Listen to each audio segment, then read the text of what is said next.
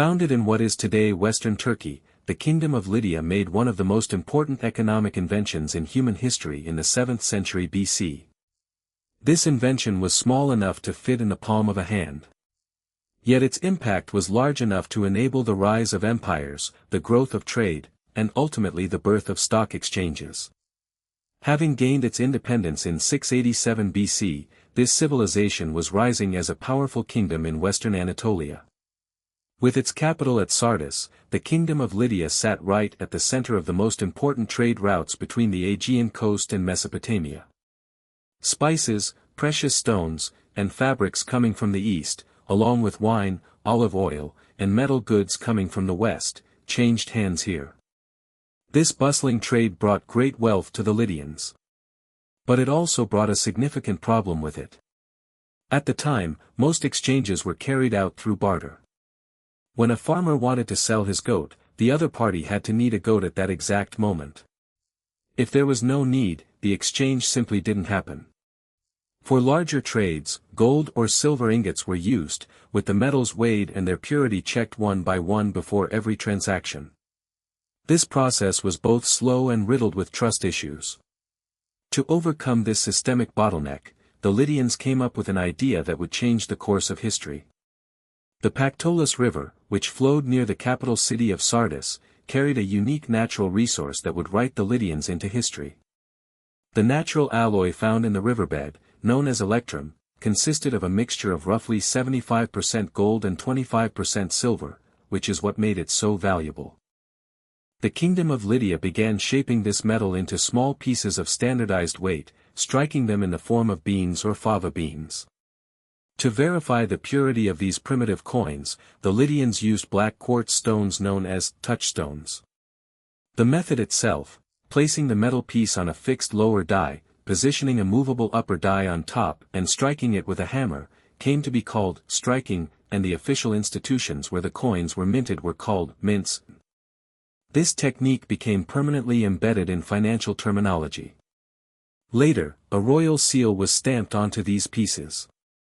This signified that the coin was not merely a piece of metal, but carried the authority of the state and legal backing behind it. People no longer had to weigh the metal or test its purity at every exchange, because the official stamp guaranteed that the piece represented a specific value. These coins typically bore the figure of a lion, the symbol of the Kingdom of Lydia. Just as a central bank's signature on a banknote, or a government bond, signifies trust today, the lion stamp carried that very same meaning back then. Lydia's invention didn't stay within its own borders. It began to be accepted in the surrounding trade centers as well, because people now had a common medium of exchange whose value was universally recognized. An invisible but highly significant shift was taking place in the economy. Similar goods in different cities could now be bought and sold through a shared commodity. After conquering Lydia, the Persian Empire developed this system even further.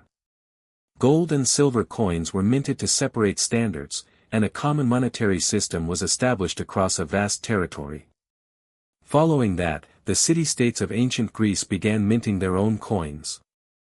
The Roman Empire, in turn, carried the monetary system across an even larger territory. Now let's turn to the real question everyone wants answered: how did these small gold and silver coins lay the foundation for today's stock markets? The real story began to unfold once people started making forward-looking economic decisions thanks to money. With money becoming standardized, people could, for the first time, measure their wealth, save it, and make plans for the future. This shift completely changed the direction of economic thought. Money was no longer just a medium of exchange, it had also become the foundation of an investment culture. Rather than financing a large expedition alone, a merchant would raise capital from multiple investors, with the resulting risk and profit shared among the partners. The core logic of stock investing today is, in fact, no different.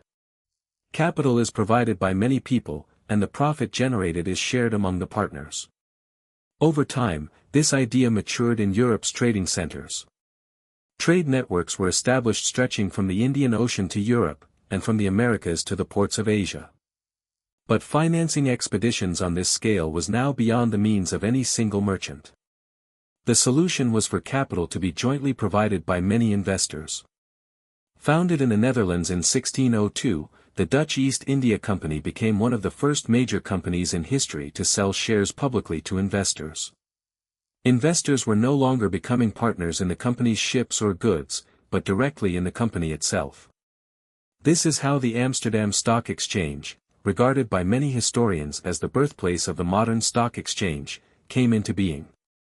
The underlying logic of the system we see today in exchanges like New York, London, Tokyo, or Istanbul has remained largely the same for more than 400 years.